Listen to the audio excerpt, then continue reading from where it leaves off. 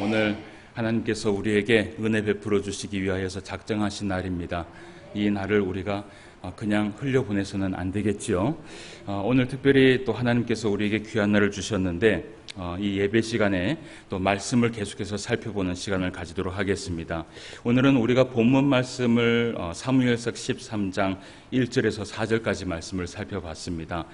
지난주의 말씀을 기억하실는지 모르겠지만 사무엘상의 12장의 말씀을 우리가 좀 살펴보면서 무엇보다도 지금까지 이 사무엘이 참 많은 것을 감당했습니다. 이 이스라엘 백성들을 이끌고 또 이 이스라엘 나라를 온전히 하나님의 나라로 세우기 위하여서 참 열심히 했는데요. 그런 이 사무엘의 은퇴식을 우리가 지난주에 한번 볼 수 있었고, 또 동시에 이 이스라엘 백성들이 하나님 앞에 왕을 요구했을 때 그때 하나님께서 이 이스라엘 백성들에게 사울 왕을 그들에게 세우게 되는 것을 우리가 말씀을 통해서 살펴봤습니다. 그래서 지난주에는 두 가지의 말씀이었습니다. 사무엘의 은퇴식과 동시에 사울 왕의 출범식을 우리가 말씀을 통해서 살펴보았는데요.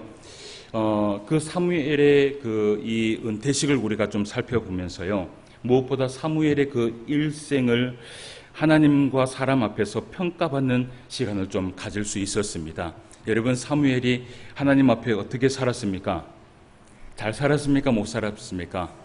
참 잘 살았습니다. 그 잘 살았다라는 그 증거가 어디에서 나오느냐 하면, 하나님께서 굳이 막 하늘을 문을 여셔서 한량없는 은혜를 베풀어 주셔야지만이 그것을 증거하는 것이 아니라 사무엘을 옆에서 지켜보았던 수많은 사람들이 그 증인이 되었습니다. 여러분, 이것보다 더 확실한 증거가 어디 있겠어요? 그래서 온 백성들이 한 마음과 한 뜻과 한 목소리로 얘기하기를, 사무엘은 평생 정말 우리를 위하여서 하나님 앞에 부끄럽이 살았다라고 그렇게 고백하면서 나아가는 것을 우리가 볼 수 있었습니다. 그런 말씀들을 우리가 또 보면서 또 한 가지 생각해 볼 것은 뭐냐면, 사무엘이 그렇게 자기의 일생의 평가를 받는 것뿐만 아니라 이 사무엘이 정말 중요하게 생각했던 것이 있었습니다. 이 이스라엘 백성들에게 마지막 부탁의 말씀을 했던 것이죠. 그 부탁의 말씀을 했을 때 진심으로 부탁을 했어요. 뭘 부탁했는지 기억을 하세요? 그들에게 얘기하기를, 첫 번째요, 왕이 세워졌다 할지라도 너희들은 끝까지 여호와를 경외하며 순종하는 백성이 되어라. 그 왕이 세워졌다 할지라도 이 이스라엘의 온전한 왕은 누구예요? 우리 하나님밖에 없다라는 것을 이 사무엘이 못 박아서 그들에게 이야기를 했고요. 그러면서 또 그들에게 얘기를 해요. 나는 평생 너희를 위하여 기도를 쉬는 죄를 어떻게 해요? 범하지 않겠다.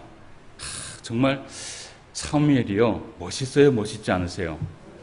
어떻게 이 영성이 깊으면 이런 말을 할 수 있을까요? 나중에 우리가 천국에 올라가서 또 누구도 한번 만나봐야 될까요? 참, 우리가 천국에 가면 바빠요, 그죠? 사무엘도 만나봐서 어떻게 하면 그렇게 참 은혜스러운 그런 말씀을 하실 수 있었을까? 우리가 또 한번 물어보도록 합시다. 어쨌든 그 사무엘이 그 이스라엘 백성들에게 나는 평생 너희를 위하여 기도를 쉬는 죄를 범하지 않겠다. 그런데 너희도 쉬지 않고 계속해야 될 것이 있다라는 것이에요. 그게 뭐냐 하면, 여호와를 따르는데 돌아서지 말고 마음을 다하여 진실히 섬기라는 것이에요. 이 두 가지가 맞아야지만이 하나님 앞에 은혜를 받을 수 있다라는 것이죠. 그래서 우리가 지난주 이 말씀까지 살펴봤습니다. 그렇게 길갈에서요, 사무엘의 은퇴식과 사울 왕의 출범식을 마치고 난 이후에 이스라엘의 초대왕, 이 사울 왕의 시대가 사실은 그때부터 시작이 된 거예요. 그러니까 실질적으로 이 사울 왕의 이 시대가 언제부터 시작됐냐 하면 사무엘상 12장 이후의 말씀부터 시작이 된 것입니다. 그러면 이제 이 사울 왕의 이야기를 이제 우리가 함께 살펴봐야 되는데요. 오늘 우리가 사무엘상 13장 말씀을 1절 말씀부터 4절까지 이미 본문 말씀으로 읽어봤어요. 그런데 1절 말씀을 한번 봅시다. 1절 말씀에 보면, 이 사울 왕이 왕으로서 이 나라를 이끌어 가는 데에 아주 중요한 그런 말씀들이 나오게 되는 것을 볼 수 있어요. 1절 말씀을 같이 한번 읽어봅시다. 시작. 사울이 왕이 될 때에 40세라. 그가 이스라엘을 다스린 지 2년에. 아멘. 오늘 말씀에 보니까 사울 왕이 되고 난 이후에 얼만큼 지났어요? 2년이 지났다라고 그렇게 기록을 하고 있어요. 근데 사실은요, 이 말씀을 원문으로 가만히 살펴보면 정확하게는 2년이 넘은 것이 아니에요.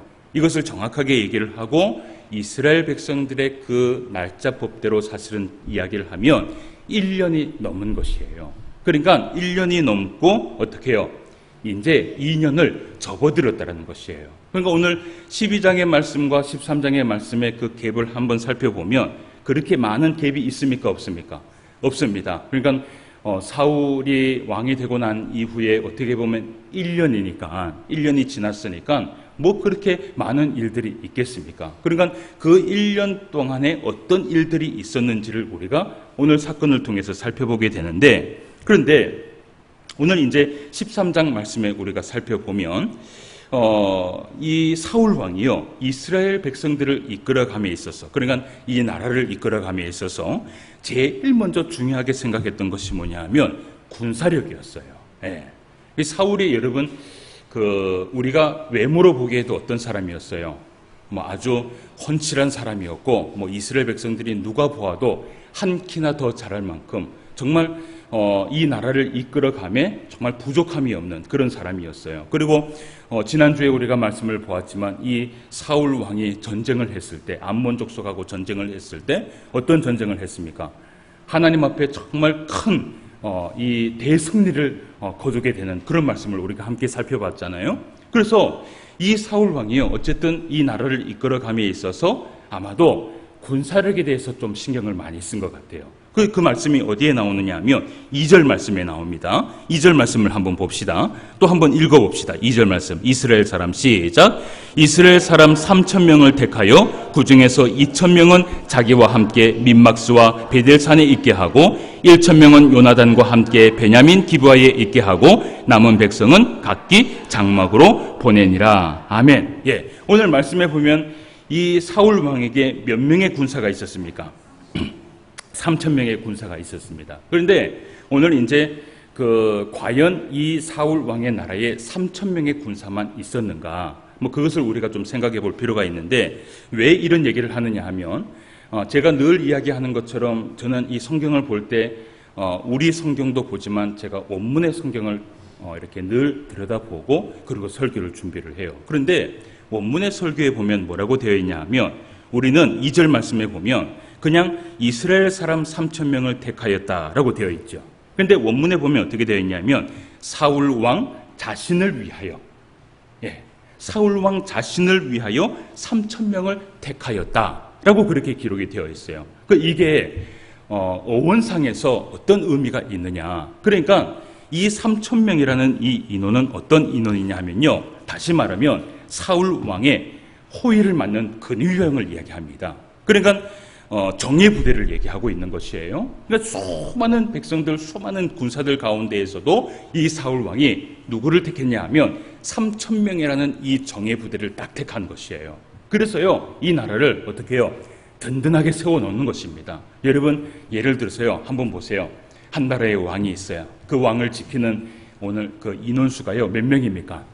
3,000명이에요. 한 사람을 지키는 이 사람이 3,000명이면 든든해요, 든든하지 않아요? 든든하죠. 그죠? 그러니까 이 사울이요, 특별히 관심을 가졌던 게 뭐냐 하면 자신을 위하여서 3,000명을 세운 것이에요. 예. 그 3,000명을 세울 때 한번 생각해 봅시다. 힘없고 싸우지 못하는 사람들을 세웠을 것 같아요? 아니면 강하고 잘 싸울 것 같은 사람을 세울 것 같아요? 전반입니까? 후반입니까? 후반입니다. 그러니까 누구를 지켜야 돼요? 오늘 누구를 지켜야 돼요? 사울 왕 자신을 지켜야 되잖아요. 그러니까 이 3,000명은요, 정말 잘 싸우고 또 튼튼하고 그리고 훈련이 잘 된 그 정예 부대를 세우게 되는 것이에요. 그런데 말씀해 보니까 그들을 배치를 해놨는데요. 먼저는 이 1,000명을 자기와 함께 왕정에 있게 하고 1,000명은 누구와 함께 있었어요? 요나단과 함께 있었습니다. 예. 그 요나단과 함께 있었던 이 1,000명은 어디에 있었냐 하면 오늘 말씀해 보니까 이런 얘기를 해요. 어디에요? 요나단과 함께 어디에 있었어요? 베냐민 기브아에 있게 하고. 여러분, 이 기브아가 어딘 줄 아십니까? 성경 볼 때 한 번씩 이 지명들을 좀 기억을 해 놓으세요. 이 기브아라는 곳은 바로 사울의 고향을 이야기합니다. 예. 그러니까 사울의 그 고향에 이 요나단을 딱 심어 놓고 그 요나단과 1000명과 함께 이 군인들을 배치를 해 놓은 것입니다. 그런데 오늘 이 사건은 사실은 오늘 우리가 이제 한 사건이 일어나게 되는데요. 그러니까 이 사건은 언제 일어난 거냐 하면 때는 언제입니까? 사울이 왕이 되고 1년이 약간 지난 후에 한 사건이 일어나게 되는데요. 이 사건은 사울 왕을 통하여서 일어난 사건이 아니에요. 오늘 우리가 볼 사건은요. 오늘 사건은 누구를 통해서 일어난 사건이냐 하면 사실은 요나단을 통하여서 일어난 사건입니다. 말씀을 가만히 한번 살펴보세요. 자, 3절 말씀을 한번 봅시다. 자, 사울이라고 얘기합니까? 요나단이라고 얘기합니까? 요나단이 게바에 있는 블레셋 사람의 수비대를 어떻게 했다 그래요? 침해. 그러니까 사울이 친 거예요? 요나단이 친 거예요? 요나단이 친 겁니다. 그러니까 가만히 있는 이 블레셋 나라에 요나단이 아마 1000명의 그 군인들을 데려갔겠죠. 그 1000명의 군인들과 함께 무엇을 한 거예요? 선방을 친 거예요? 후방을 친 거예요? 선방한 거예요. 네. 그러니까 먼저 들어간 거예요. 여러분, 이 요나단을요, 앞으로 이제 우리가 계속해서 이제 말씀을 통해서 보게 될 텐데요. 이 요나단이 가지고 있는 그 성격을 가만히 보면요, 정말 진짜 두렵지 않게 나아가는 것을 보게 돼요. 예. 그 요나단이 나중에 우리가 그 요나단과 함께 볼 인물이 누굽니까? 다윗이죠. 우리 보통 다윗과 요나단 그러잖아요. 그런데 실제로는요, 요나단과 다윗이라고 얘기를 해야 돼요. 성경에서도 먼저가 누구냐 하면 요나단과 다윗입니다. 왜냐하면 나이로도 누가 더 많은 줄 아세요? 요나단이 더 많아요. 다윗보다 한 10살 정도는 더 많은 사람이 바로 요나단이에요. 예. 그러니까 이 요나단이요, 다윗도 나중에 우리가 살펴보면서 그 다윗의 하나님 앞에 정말 이 그 큰 활약을 하는 그런 모습을 보게 되겠지만, 이 요나단이요, 정말 모든 일에 있어서 하나님 앞에 믿음으로 나아가는데요, 그의 담력은 정말 대단해요. 오늘 우리가 그 말씀을 계속해서 한번 살펴볼 거예요. 어쨌든 이 요나단이 1000명의 군대를 데리고 블레셋의 수비대를요, 먼저 선방을 친 것이에요. 여러분, 선방을 치면 어떻게 해요? 블레셋 나라가 어떻게 해요? 수비대가 다 어떻게 되냐 하면 이 요나단의 군대를 하여서 다 무너지게 된 거예요. 그러면 어떻게 해야 됩니까? 어떻게 해야 돼요? 전쟁이죠. 여러분, 쳐들어와서 우리 군대를 가만히 멀쩡하게 있는 이 군대를 다 무찌르고 도망갔는데 어떻게 해야 돼요? 그러면 이제 싸워야 되잖아요. 이때 이 요나단의 이 사건으로 인하여서 오늘 블레셋과의 이스라엘 백성들의 다시 전쟁이 시작돼요. 그런데 어떤 전쟁이 일어나는지 한번 봅시다. 오늘 5절에서 7절까지 말씀을 한번 살펴보도록 하겠습니다. 자세히 한번 들여다보세요. 제가 말씀을 읽어드릴 때는 그 말씀을 자세히 한번 보시길 바랍니다. 블레셋 사람들이 이스라엘과 싸우려고 모였는데 병거가 몇 명입니까? 3만이요. 마병이 몇 명입니까? 6,000명이요. 백성은 해변의 모래같이 많더라. 그들이 올라와 베다웬 독존 민마시에 진침해 이스라엘 사람들이 무엇을 했어요? 위급함을 보고 절박하여 굴과 수풀과 바위 틈과 은밀한 곳과 웅덩이에 숨으며 어떤 히브리 사람들은 어디를 건넜어요? 요단을 건너 갓과 길르앗 땅으로 가되 사울은 아직 길갈에 있고 그를 따른 모든 백성은 어떻게 해요? 떨더라. 예. 오늘 어떤 일이 일어났냐면요, 요나단이 선방을 쳤어요. 예. 이 블레셋의 군대들의 이 수비대들이 다 무너졌거든요. 그러니까 이것을 보고 이 블레셋이 가만히 있지 않잖아요. 군대들을 다 모은 겁니다. 그 온 군대를 다 모았는데 그 인원이 얼마나 모였냐 하면 병거가요 3만 명이에요. 여러분, 이 병거가 뭐냐 하면 바로 수레를 끄는 병사를 얘기합니다. 그러니까 옛날 그 여러분 영화 보셨죠? 그 수레 끌어서 뭘 해요? 뭘 던지기도 하고, 그죠? 이 수레를 끄는 병사들은 항상 앞장선 자들이에요. 예. 그 수레를 끄는 병사들이 몇 명이냐 하면 3만 명이에요. 여러분, 3만 명이 적습니까? 많습니까? 어떤 학자들은 이런 얘기를 해요. 어떤 그 성경을 기록한 서기관이 잘못 표기한 거 아니냐, 그렇게 얘기를 하는 사람도 있어요. 너무 많으니까. 그런데요, 어쨌든 우리는 성경을 볼 때 어떻게 해요? 그냥 있는 그대로 봅시다. 어쨌든 정말 많은 병거들이 이 3만 명이라는 인원이 나왔고요. 그리고 마병이 몇 명이었어요? 마병이 6천 명이었어요. 자, 오늘 말씀에 보면 백성이라는 단어가 나오는데요. 이 백성은요, 보병을 이야기를 합니다. 정확하게 얘기하면. 그러니까 일반 백성들이 나온 것이 아니라 그 나라의 보병들이 나온 것이에요. 근데 보병이 얼마나 나왔습니까? 모래알 같이요, 셀 수 없는 인원들이 나온 거예요. 3만 명도 많은데, 그죠? 거기에 유충면도 많은데, 거기에 보병들이 나왔는데, 아마도 세다가 어떻게 해요? 지쳤는 것 같아요. 얼마나 많은 군사들이 정말 진짜요, 막 시커멓게 몰려왔는데, 이 이스라엘 백성들의 군대 해봤자 몇 명이 있습니까? 일단은 지금 사울을 지키는 군대가 몇 명이에요? 3천 명밖에 되지 않아요. 이 3천 명의 군인들이 여러분 어떨 것 같아요? 아무리 단이 100밖에 나오는 군사라 할지라도요, 그 인원을 보고 어떻게 해요? 정신 똑바로 차릴 군사는 아무도 없어요. 오늘 말씀에 보니까 뭐라고 되어 있냐 하면 그 정예 군사들도 소용이 없습니다. 굴과 수풀과 바위 틈과 웅덩이와 은밀한 곳은 모두 다 찾아갔고요. 다 도망을 치고요. 오늘 말씀해 보니까 어떤 히브리 사람들은 어디를 건넜다 그래요? 요단강을 건너버리는 거예요. 얼마나 무서우면 여러분 요단강을 건넙니다. 그 요단강을 건넜다라는 것은 가나안 땅을 벗어났다라는 거예요. 그러니까 이 말은 뭐예요? 정말 무서웠다라는 거예요. 여러분 이 무서움이 지금 여러분들한테 좀 느껴지세요? 어떻게 해요? 여러분 포항에 만약에 전쟁이 일어났어. 전쟁이 일어나면 안 되지만요. 전쟁이 일어나면 여러분 어떻게 할 거예요? 도망가야죠. 제일 먼저 어디로 도망칠 것 같아요? 형산강 넘어야죠. 일단은 형산강 넘어야 될 거 아니에요. 그죠? 옛날에는 저 형산강이 이 물이 차면은 못 건너는 곳이었다면서요. 그런 얘기를 제가 한번 들어본 적이 있어요. 그러니까 옛날에 이 포항 사람들은 지금도 그런지 모르겠지만 형산강을 건너면 정말 이 촌을 어떻게 해요? 벗어난다라고 그렇게 생각을 했대요. 어쨌든 우리들도 그럴 것 아닙니까? 근데 이 병사들이요 다 도망을 갔습니다. 자, 그런데 여러분 이때 막 도망을 할 때 이 사울 왕에게 절박했던 것이 하나가 있었어요. 뭐가 그렇게 절박했을까요? 뭐가 절박했을까요?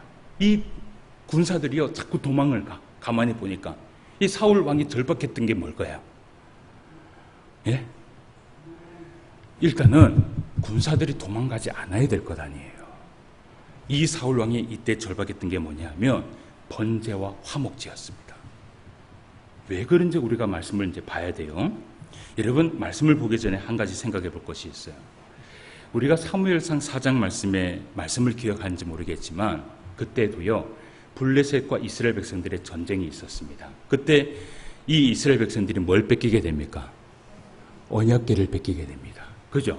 그런데 그 전쟁 가운데에서 여러분 그 전쟁이 누가 있었냐 하면 엘리 제사장의 두 아들이 그 전쟁에 함께 있었어요. 그러면 그 엘리 제사장의 두 아들 홈니와 비느하스가 그들과 함께 있을 때 뭘 했을 것 같아요? 제사장이 전쟁에 함께 가서 뭘 했을 것 같아요? 같이 싸웠을까요? 이 제사장은요 이스라엘 백성들을 위하여서 번제와 화목제를 드리는 거예요. 그러면 이 번제와 화목제를 드림으로 인하여서 어떤 효과가 있느냐? 여러분 오늘날에도 군대에 가면 누가 있냐면 그 군대 원목이 있습니다. 목사님들이 있어요. 그러면 여러분 이 목사님들이 전쟁이 나면 뭐 할 것 같아요? 전쟁터에 가서 군사들에게 뭘 해주냐면 기도해 주는 거예요. 기도해 주고 안심시켜주고 그들에게 믿음을 주고 그들에게 힘을 주는 것이 하는 일이 뭐냐 하면 바로 이 목사가 하는 일이에요. 그러니까 군대에들도 이 목사가 많이 있는 거예요. 제사장도 똑같은 거예요. 이 번제와 화목제를 통하여서 이들에게 얻을 수 있는 두 가지의 효과가 뭐냐면 첫 번째는 이 전쟁을 하나님께 의탁하고 맡긴다는 의미가 있어요. 하나님 도와달라는 거예요. 함께 해달라는 거예요. 화목제와 번제가 필요해요, 안 필요해요? 필요하죠. 그리고 두 번째는 이것을 통해서 군사들의 믿음과 사기를 크게 올리는 효과를 가져다 줍니다. 그러니까 그 사무엘상 4장 말씀에 보니까 언약궤 하나만 이 전쟁터에 왔을 때 이스라엘 백성들이 어떻게 해요? 막 소리를 지르면서 이제는 전쟁은 누구에게 있어요? 너희들은 죽었어. 네. 너희들 죽었어.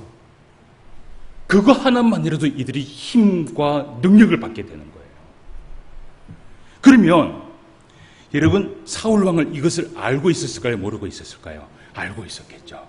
그래서요 이 사울 왕이 미리 전쟁이 있기 전에 전쟁이 있을 만한 쯤에 분명히 사울에게 소식을 전했을 거예요. 사무엘에게.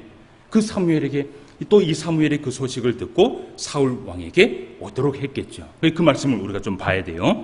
8절 말씀부터 15절 말씀까지 한번 읽어봅시다. 자, 어떤 일들이 있는지 한번 봅시다. 자, 이 전쟁의 아주 큰 사건입니다. 8절입니다. 사울은 사무엘이 정한 기한대로 이레 동안을 어떻게 해요? 기다렸으나 사무엘이 길갈로 오지 아니하매 백성이 사울에게서 흩어지는지라. 사울이 이르되 번제와 화목제물을 이루어 가져오라 하여 번제를 드렸더니 번제를 드리기를 마치자 사무엘이 온지라. 사울이 나가 맞음에 무난하매 사무엘이 이르되 왕이 행하신 것이 무엇이냐 하니 사울이 이르되 백성은 내게서 흩어지고 당신은 정한 날 안에 오지 아니하고 블레셋 사람은 민막스에 모였음을 내가 보았으므로 이에 내가 이르기를 블레셋 사람들이 나를 치러 길갈로 내려오겠거늘 내가 여호와께 은혜를 간구하지 못하였다 하고 어떻게 해요? 부득이하여 번제를 드렸나이다 하니라. 사무엘이 사울에게 이르되 왕이 어떻게 했어요? 망령되이 행하였도다. 왕이 왕의 하나님 여호와께서 왕에게 내리신 명령을 지키지 아니하였도다. 그리하였더라면 여호와께서 이스라엘 위에 왕의 나라를 영원히 세우셨을 것이거늘 지금은 왕의 나라가 길지 못할 것이라. 여호와께서 왕에게 명령하신 바를 왕이 지키지 아니하였으므로 여호와께서 그의 마음에 맞는 사람을 구하여 여호와께서 그를 그의 백성의 지도자로 삼으셨느니라 하고 사무엘이 일어나 길갈에서 떠나 베냐민 기브아로 올라가니라. 아멘. 여기까지 봅시다. 오늘 말씀에 보니까요 사무엘과 사울이 약속이 되어 있었습니까? 없었습니까? 약속이 되어 있었어요. 이 사무엘이요 내가 빨리 가겠다. 그런데 며칠을 기다려라. 이레를 기다려라. 근데 그 이레를 이 사울 왕이 잘 기다렸어요? 안 기다렸어요? 잘 기다렸어요. 어쨌든 이 번제를 드릴 수 있는 사람은 누구예요? 제사장이거든요. 그러니까 이 사무엘을 기다릴 수밖에 없는 거예요. 근데 그렇게 기다리고 기다리는데도 오지를 않아요. 예? 그 이래가 됐는데도 약속이 찼는데도 오지를 않아요. 결국은 오늘 사울이 여러분 어떤 죄를 범하게 돼요? 어떤 죄를 범하게 돼요? 사무엘이 와서요 번제와 화목제를 드려야 할 그것을 이 사울이 급하게 그죠? 네. 급하게 이 사울이 하나님 앞에 대신해서 제사를 올려드리는 큰 죄를 범하게 돼요. 여러분 여기서 제가 한 가지 질문을 해봐요. 사울 왕이요 오늘 얼마나 급박하고 절박했으면 오늘 말씀해 보니까 뭐라고 얘기해요? 내가 부득이하게 이 번제를 드렸다라고 그렇게 말해요. 여러분 이해될 수 있어요? 없어요? 예? 이해할 수 있어요? 없어요? 이해할 수 있어요? 우리 성도님들은 참 마음이 착한 것 같아. 웬만하면 다 이해하시는 것 같아. 맞아요. 사울 왕의 입장에 있어서는요 이해가 될 수 있는 부분이기는 해요. 그런데 오늘 우리가 이 말씀을 보면 어쨌든 제사장이 해야 될 몫을 사울이 했다는 것은 잘못입니까? 잘못이 아닙니까? 잘못입니다. 이것은 하나님의 율법을 어기는 것이에요. 그런데 우리가 여기까지는 말씀을 보잖아요. 그죠? 근데 더 중요한 것이 있어요. 더 중요한 것이 뭐냐면 사울의 중심을 봐야 되는 거예요. 예. 여러분 항상 우리는 성경을 볼 때 그 사람의 중심을 볼 줄 알아야 됩니다. 예를 들어서 한 가지 제가 말씀드릴게요. 다윗 왕이 있어요. 그죠? 이 다윗 왕이 사실은 한번 보세요. 사울 왕보다 더 큰 죄를 범했어요? 범하지 않았어요? 더 큰 죄를 범했어요. 그죠? 그리고 이 사울 왕이요 율법으로 따지면 또 죄를 범한 게 뭔지 아십니까? 제사장만이 먹어야 될 전병을요, 어떻게 해요? 그냥 먹어버렸어요. 그런데 다윗은 어떻게 해요? 하나님 앞에 책망을 받지 않았는데 사울은 어떻게 해요? 책망을 받았어요. 누구는 책망하고 누구는 책망 안 하고, 하나님 어떻게 해요? 누구는 이해하고 누구는 이해하지 안 하고. 하나님 좀 어때요? 이해할 수 있어요, 없어요? 예? 그러니까 이런 거예요. 여기 앞에 있는 목사는 좀 잘못해도 하나님이 어떻게 해요? 대충 좀 용서해 주는데, 성도가 잘못하면 어떻게 해요? 하나님이 이 짤이 없는 거라. 여러분, 그런 하나님을 이해할 수 있겠어요? 여러분, 이것을 통해서 성경을 볼 때 하나님이 보시는 그 사람의 중심을 볼 줄 알아야 되는 거예요. 오늘 더 중요한 것은요, 부득이하게 할 수밖에 없었던 이 일이, 한번 생각해 봅시다. 제가 질문을 합니다. 과연 이 사울의 그 중심에요, 하나님의 온전한 은혜를 구하기 위하여서 제사를 드린 것일까?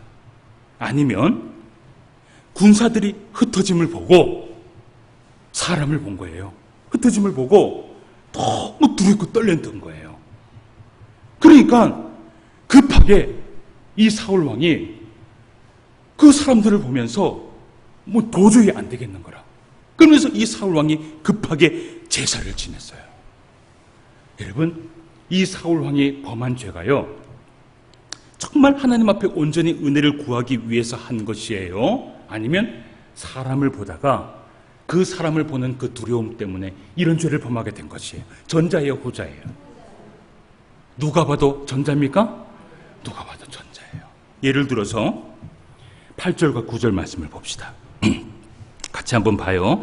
성경을 그래서 볼 때 가만히 잘 보라는 거예요. 사울은 사무엘이 정한 기한대로 이레 동안을 기다렸으나 사무엘이 길갈로 오지 아니하매 백성이 누구에게서 흩어져요?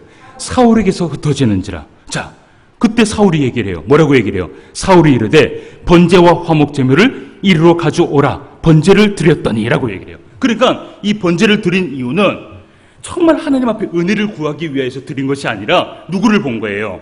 사람을 본 거예요. 사울 왕이 지금 바라본 것은 하나님이 아니었어요. 사울 왕이 지금 바라본 것은 사람을 향한 두려움이었어요. 오늘 이 사울이 어쨌든 하나님 앞에 잘못한 것은 잘못한 것이에요. 그러나 그의 중심에 사람을 보았느냐 하나님을 보았느냐에 달라진 거예요. 여러분, 오늘 말씀에 보니까 15절 말씀을 한번 보세요. 그 일이 있고 난 이후에 사울에게 몇 명의 군사가 남았는지 한번 봅시다. 사울이 자기와 함께한 백성의 수를 세어보니 몇 명이 남았어요? 600명이 남았습니다. 여러분, 몇 명에서 몇 명이 남았어요? 3,000명에서 600명이 남았어요. 자, 이제 우리가 이 말씀을 이제 좀 덮어놓고요. 오늘 우리가 성경 제목을 보니까 뭐예요? 사울 왕과 요나단의 믿음이다 라고 얘기를 해요. 그러니까 사울 왕을 봤으면 누구를 이제 봐야 될까요? 요나단을 한번 봐야 됩니다. 요나단을 우리가 한번 보도록 합시다. 사무엘상 14장 1절에서 15절까지 말씀을 한번 봐요. 예. 이것도 한 사건이기 때문에 우리가 금방 읽을 수 있습니다. 자, 요나단이 어떤 일을 하는지 한번 봅시다. 하루는 사울의 아들 요나단이 자기의 무기를 든 소년에게 이르되 우리가 건너편 블레셋 사람들의 부대로 건너가자 하고 그의 아버지에게는 아뢰지 아니하였더라. 사울이 기브와 편들이 미그론에 있는 송유나무 아래에 머물렀고 함께한 백성은 몇 명이에요? 600명 가량이며 앞절하고 똑같지요, 그죠? 예. 아히야에는 에봇을 입고 거기 있었으니 그는 이가봇의 형제 아히두베의 아들이요 비느하스의 손자요 실로에서 여호와의 제사장이 되었던 엘리의 중손이었더라. 백성은 요단안이 간 줄을 알지 못하니라. 요나단이 블레셋 사람들에게로 건너가려 하는 어귀 사이 이쪽에는 험한 바위가 있고 저쪽에도 험한 바위가 있는데 하나님의 이름은 보세스요 하나님의 이름은 세네라. 예, 하나의 이름은 보세스요 하나의 이름은 세네라. 한 바위는 북쪽에서 믹막스 앞에 일어섰고 하나는 남쪽에서 게바 앞에 일어섰더라. 자, 자세히 보세요. 요나단이 자기의 무기를 든 소년에게 이르되 우리가 이 할례 받지 않는 자들에게로 건너가자. 같이 한번 읽어봅시다. 시작. 여호와께서 우리를 위하여 일하실까 하노라. 여호와의 구원은 사람이 많고 적음에 달리지 아니하였느니라. 7절부터 제가 읽어드릴게요. 무기를 든 자가 그에게 이르되 당신의 마음에 있는 대로 다 행하여 앞서가소서. 내가 당신과 마음을 같이하여 따르리이다. 요나단이 이르되 보라, 우리가 그 사람에게로 건너가서 그들에게 보이리니 그들이 만일 우리에게 이르기를 우리가 너희에게로 가기를 기다리라 하면 우리는 우리가 있는 곳에 가만히 서서 그들에게로 올라가지 말 것이요, 그들이 많이 말하기를 우리에게 올라오라 하면 우리가 올라갈 것은 여호와께서 그들을 우리의 손에 어떻게 해요? 넘기셨음이니 이것이 우리에게 표징이 되리라 하고, 둘이 다 블레셋 사람들에게 보임에 블레셋 사람이 이르되 보라, 히브리 사람이 그들이 숨었던 구멍에서 나온다 하고 그 부대 사람들이 요나단과 그의 무기를 든 자에게 이르되 우리에게 올라오라, 너희에게 보여줄 것이 있느니라 한지라. 요나단이 자기의 무기를 든 자에게 이르되 나를 따라 올라오라, 여호와께서 그들을 누구의 손에요? 이스라엘 손에 넘기셨느니라 하고 요나단이 손발로 기어 올라갔고 그 무기를 든 자도 따랐더라. 블레셋 사람들이 요나단 앞에서 엎드려짐에 무기를 든 자가 따라가며 죽였으니 요나단과 그 무기를 든 자가 반나절 같이 땅 안에서 처음으로 쳐 죽인 자가 20명 가량이라. 들에 있는 진영과 모든 백성이 공포에 떨었고 부대와 노략군들도 떨었으며 땅에 진동하였으니 이는 어떤 떨림이었어요? 큰 떨림이었더라. 아멘. 여러분, 오늘 하나님께서 역사하셨어요? 역사하지 않으셨어요? 역사했어요. 또 오늘 이 말씀에 보면요, 사울 왕에게 남은 군사가 600명이었습니다. 그러니까 3,000명이 있을 때도 여러분 제대로 싸우지 못하는데 600명이 있을 때 싸우겠어요? 싸우지 못하겠어요? 아무것도 하지 못하는 거예요. 그죠? 이 600명 데리고 뭘 하고 있느냐 하면 수비만 하고 있는 것이에요.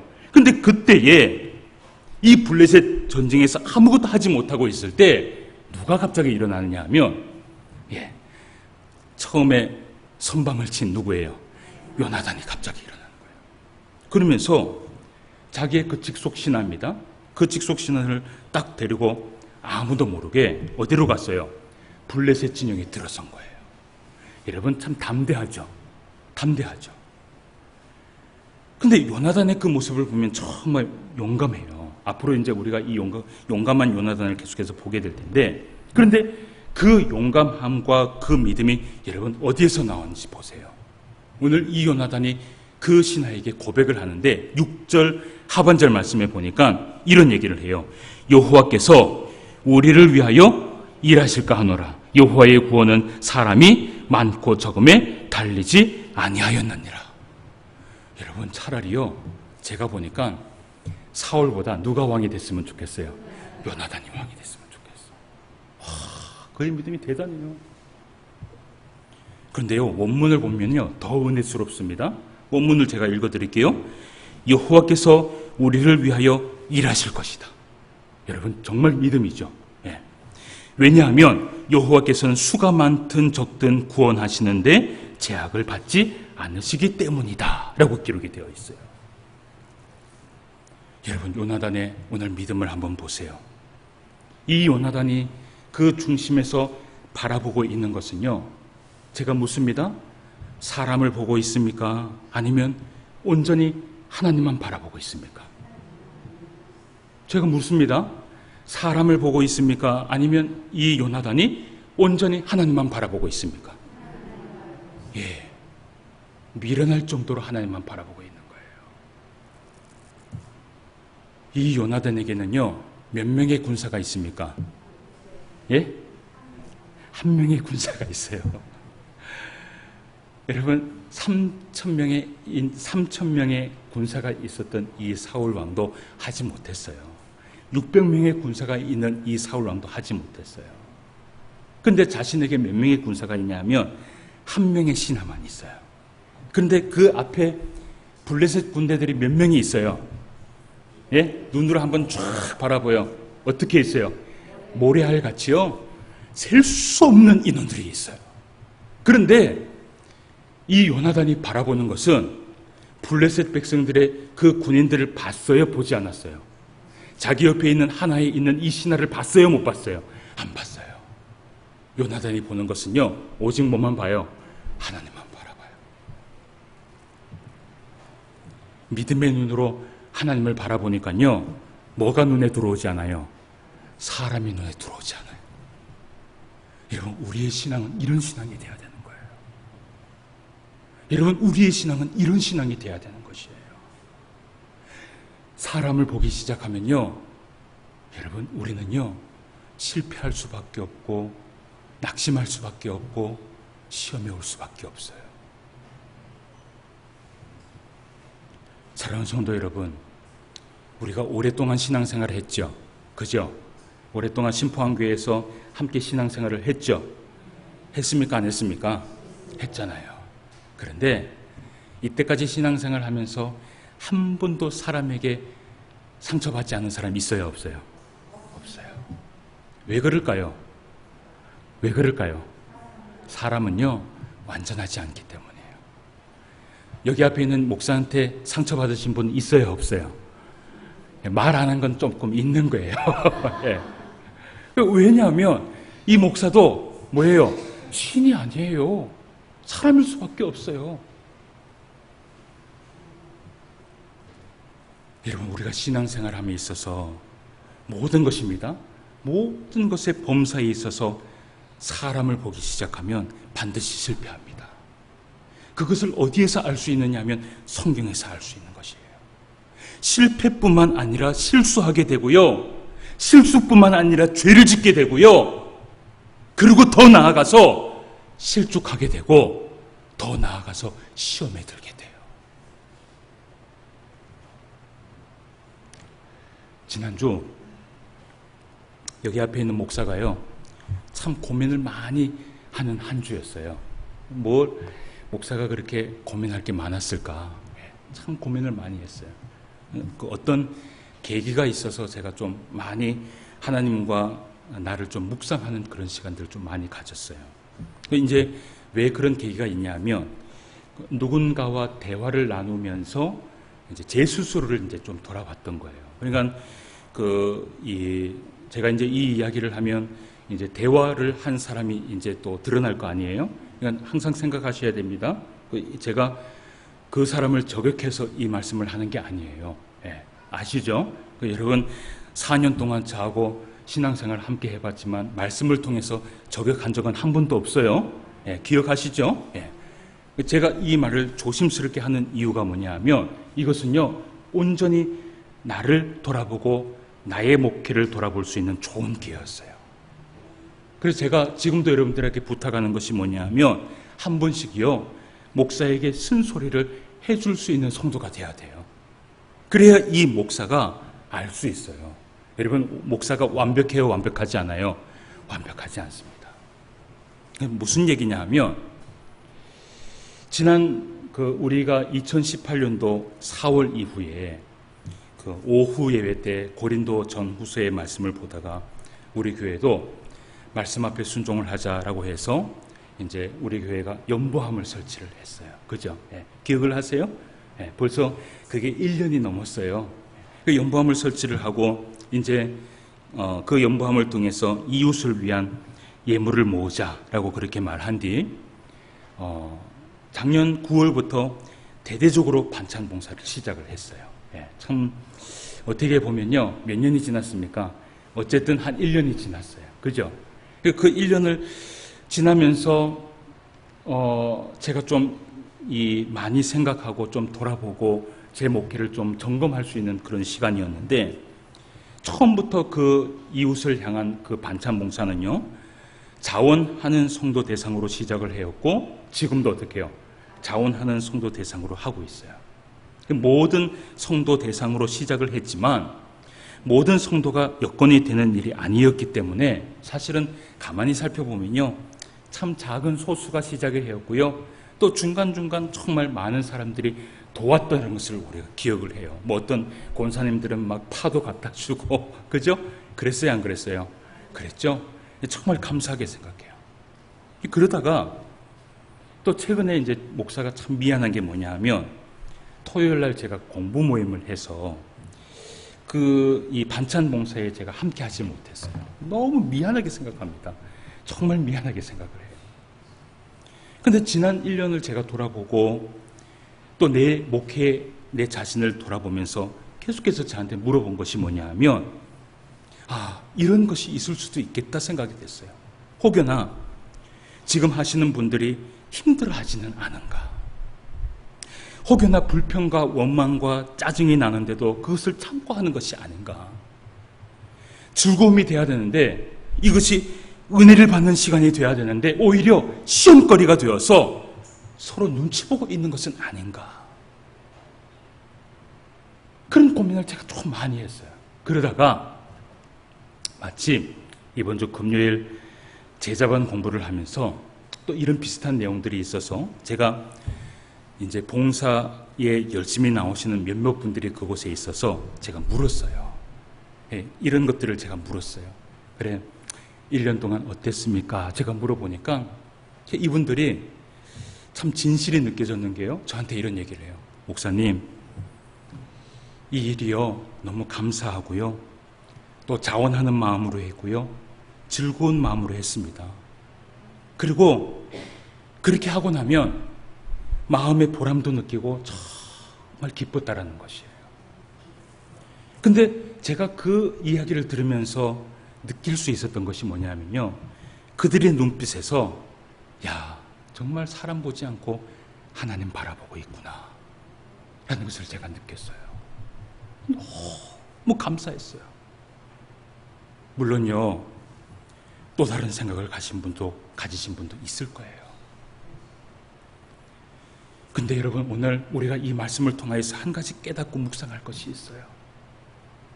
하나님은요, 하나님만 바라보는 그 사람을 통해서 일하신다는 것이에요. 사람을 보기 시작하면 여러분, 우리의 마음속에 시험이 찾아오고, 우리의 마음속에 실패가 찾아오고, 우리의 마음속에 근심이 찾아올 수밖에 없어요. 모든 범사에 여러분, 하나님을 바라볼 수 있는 저와 여러분 되시기를 바라요. 가스펠에 보면요, 이런 가사가 있어요. 사람을 보며 세상을 볼 땐 만족함이 없었네. 이 찬양 아세요? 사람을 보며 세상을 볼 땐 만족함이 없었네. 맞아요? 그런데 또 이런 고백을 해요. 나의 하나님 그분을 볼 땐 나는 만족하였네. 맞아요? 그러면서 이 찬양을 하는 그 사람이 고백을 하기를, 나의 하나님 한 분만으로 나는 만족하겠네. 아멘. 사랑하는 성도 여러분, 우리가 요나단처럼 믿음의 눈으로 하나님을 바라보시길 바랍니다. 그렇게 우리가 신앙생활을 하면 하나님께서 반드시 우리에게 만족할 만한 은혜를 부어주실 줄 믿습니다. 이번 한 주간도 성령 안에서 하나님만 바라보면서 믿음으로 나아갈 수 있는 저와 여러분 되시기를 주님의 이름으로 축원함을 드립니다. 기도드리겠습니다. 하나님 아버지, 은혜를 진심으로 감사함을 드립니다. 오늘도 귀한 말씀 허락하여 주셔서 이 말씀 마음에 새기고 주님 앞에 나아갈 수 있도록 인도하여 주심을 진심으로 감사함을 드립니다. 우리가 매 순간 하나님 앞에 신앙생활을 하면서 사람을 보며 신앙생활을 하지 않는지 우리의 자신을 다시 한번 되돌아볼 수 있도록 인도하여 주시옵소서. 사람을 보면 실패하고, 사람을 보면 실족하고, 사람을 보면 넘어질 수밖에 없다는 것을 우리는 성경을 통하여서 깨닫게 됩니다. 오늘 요나단이 오직 하나님만 바라보며 나아갔던 것처럼 우리의 믿음의 눈이 하나님만 바라볼 수 있도록 인도하여 주시옵시고, 하나님만 바라보름으로 인하여서 오늘도 승리하며 살아갈 수 있는 주의 모든 성도가 될 수 있도록 인도하여 주시옵소서. 오늘도 말씀으로 함께하여 주심을 감사함을 드리며 모든 말씀 예수님의 이름으로 기도드리옵나이다. 아멘.